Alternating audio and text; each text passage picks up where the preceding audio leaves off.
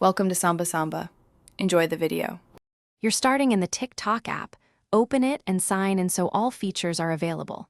Once done, locate the video containing the sound you want and tap to play. Make sure your device volume is up and the sound is audible. This improves recognition when you search manually. If the clip is noisy, pause and listen closely or use headphones to isolate the sound. Now you're ready to find the sound source with the next steps. Tap the spinning record or the song title near the bottom of the video to open the sound page. This is the central hub for that audio.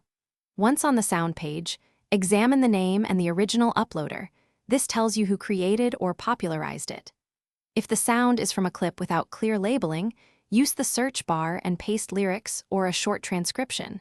This often pulls up the exact sound or related versions. Make sure to check related videos for context and variants. When you find the correct sound, tap Add to Favorites or use this sound so you can access it later. This also simplifies reuse in your videos. Next, visit the creator's profile or the original post to confirm attribution and grab the full clip if needed.